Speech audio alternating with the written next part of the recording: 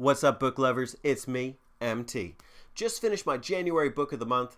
It is February 3rd. I'm a little behind, but this book was a little hard to get through, I'm not going to lie. But I still did my best, and I gave it my all. That book is Ghost Rider in the Sky. This is actually kind of a misnomer on Ghost Riders in the Sky, or Ghost Rider in the Sky. I know it's a Johnny Cash song. I didn't really see any semblance between the song and the book, but I do see semblance in the idea of this being a book about misnomers and puns and exploring how they can create a story. So,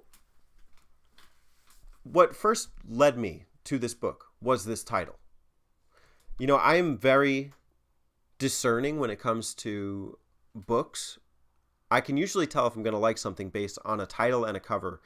And, of course, the author, if I know the author. I don't know who Piers Anthony is, but this is a big series, Xanth, which apparently means Florida in this series, but I could not tell how. You didn't need any prior experience in order to read/enjoy this book. Like, you didn't have to have read any of the other ones. I hadn't. I didn't really enjoy the book, though. I enjoyed it initially because I thought the premise was spectacular. It starts off about a character who cannot write a story for shit, but he really wants to. It's his passion. He loves storytelling and writing, but now that he's found the time, he's just cast off and said, like, you're nobody, you can't write, your stories suck. So what he does is he forms a pact with these demons, these nightmares. Not nightmares, a mare of the night. Notice the pun / the misnomer. This book is full of them. And with these nightmares, he writes in the sky stories that people dream up. But he does it based on common folk tales and misnomers of them. So suddenly, the Three Little Pigs becomes the Three Little Prigs. And you read a story about three different girls, I think. And then there's like the Princess and the Grog instead of the Princess and the Frog. So that's how this book starts off, is about a guy who can't write, who's learning to write a story. And I thought this was so cool because I was like, oh, this author's exploring his own ability to, or like, you know, overcome writer's block. But that's not what this was. This book was about combating the Ghost Rider because he was interfering with the dream reality of people who exist in dreams, but not in the real world, not in reality. And it becomes convoluted. Not right off the bat. Initially, like for the first 100 pages, I was really into this book. It just had me reading.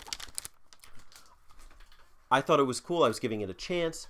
And especially the kind of like fantasy nature of the book. I actually thought this was a sci-fi because I grabbed it off that section, but it is a fantasy. I'm not opposed to reading fantasy. It's not like my first pick. So I was running with it. You know, there were these cool demons, and then there was like gods and goddesses and dragons, like on the cover there, or you know, other mythological creatures like the Naga or mermaids. And I ran with it. I was following it. But what happened was, rather than resolve and really incorporate a lot of the characters that were showing up in these first 100 pages, the author just kept going and going and adding more and more of these characters until there was suddenly a roster of like 20 main characters who I was supposed to be following. And it didn't really like cling. I couldn't physically follow a lot of it, and just became overwhelming to read. And part of it is in how the book is written, because a lot of it is written like dialogue, just page after page of straight dialogue. And it's not just interesting dialogue. It's not, well, I shouldn't say just. It's rarely interesting dialogue. It's mostly dialogue about where they're going and how they get to the next point. And it loses the focus of the Ghost Rider. He shows up in the beginning of the novel, once or twice throughout, and then at the very end in this kind of climactic scene, which I kind of enjoyed. But along the ride, I was really struggling to get through it. Another thing is that the book is over sexualized in a way. I'm not opposed to it, and I think it is creative initially. So in the alternate reality, in the Xanth reality, sexual intercourse is referred to as ellipses, as ... because it's being kind of blotted out of the story. And I thought that was clever. And even if you see like ... throughout the story, you know what to expect. But too much of the story was sexualized, whereas like a natural part of every character, and it felt very unnatural. It didn't feel like, because the Piers Anthony writes a lot like about the women in the story and not through the lens of the women, but like, kind of giving shape to what they're thinking. And it didn't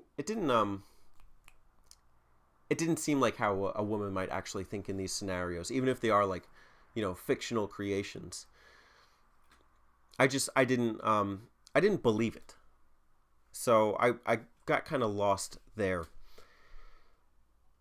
But the writing overall is pretty funny. And that to me is the redeeming quality of the book. I mean, if it's concepts like even, the sexual undertone, which one is it? I don't know. It's one of those. He has some funny ideas, like this idea that when a guy sees a woman in panties, he suddenly like loses control of himself and he can't like think until like someone snaps him out of it. Or I love the puns. The puns had me dying even when I was just so bored out of my mind reading this book. Some of them don't, like, they're subtle puns, and some of them are just really bad. In fact, most of them are, as puns usually are. But when you run across them, they made me like stop what I was doing. It's like, oh, my heart hurts reading that. Like Demon Ted. Who is Demon Ted? That's excellent. Another one was like, there's a dog that like it has a monitor for a face, and then he makes a comment about like the dog's bark is worse than its bite. I won't spell that out for you. Maybe you need to spell it out. Never mind. I'll stop.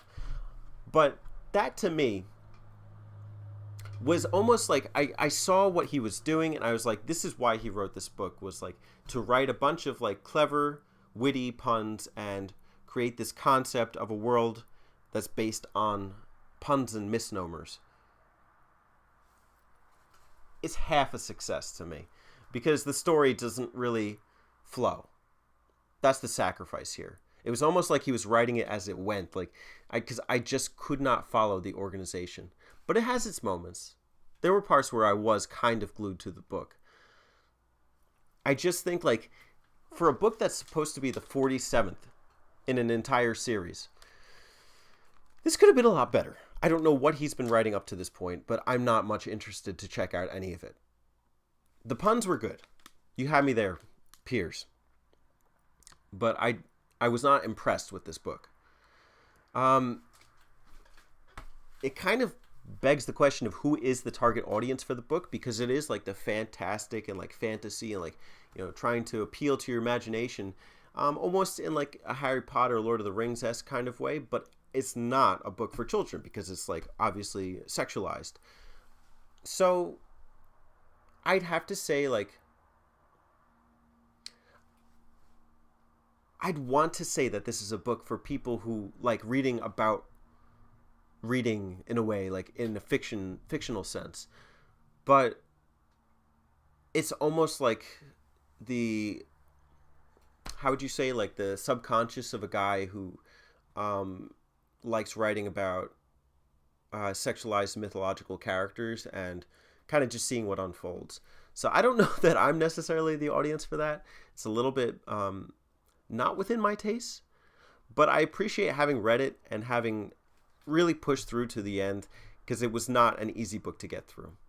So, I mean, I don't want to bag on the guy. I mean, I got through the book, but it's maybe I should have read the first one first. I literally just grabbed it off the shelf at the library. So, if you've read any Piers Anthony, let me know if I did something wrong. I'd be happy to know. But that's it for my January book of the month. That's one down. At least 11 more to go. And I got some good ones lined up. So, hope to see you soon with another book talk. I enjoyed this one. And as always, enjoy what you're reading. Tia. With good books to read.